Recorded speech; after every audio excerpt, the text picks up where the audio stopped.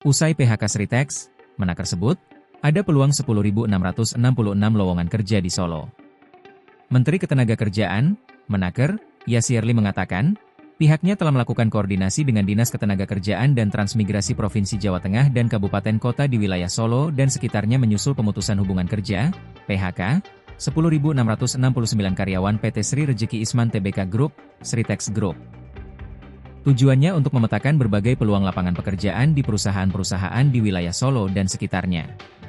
Berdasarkan data terakhir, kami mendapatkan informasi bahwa ada peluang 10.666 lowongan pekerjaan di wilayah Solo dan sekitarnya, ujar Yasirli dilansir pernyataan resmi pada Sabtu, 1 Maret 2024. Ia bilang, peluang kerja itu ada di industri garmen, plastik, sepatu, retail, makanan dan minuman, batik, dan industri jasa.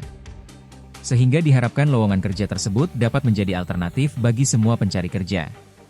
Ia pun menyampaikan sejak diputuskan pilot pada bulan Oktober 2024 lalu, pemerintah telah berkomunikasi secara intensif dengan pihak manajemen perusahaan, kurator, serikat pekerja, serikat buruh, dan Dinas Ketenagakerjaan Provinsi dan Kabupaten Kota untuk memastikan hak-hak pekerja tetap terpenuhi.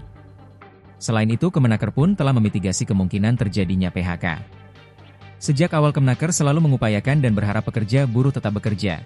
Namun jika PHK terjadi maka Kemenaker akan memastikan bahwa para pekerja buruh mendapatkan upahnya, hak pesangon, dan hak atas manfaat jaminan sosial ketenagakerjaan, termasuk jaminan hari tua, JHT, dan jaminan kehilangan pekerjaan, JKP, tegas Yasirli.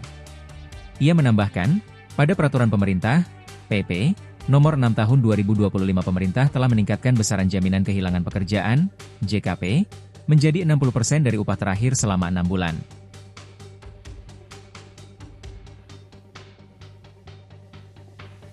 Download Tribun X sekarang, menghadirkan lokal menjadi Indonesia.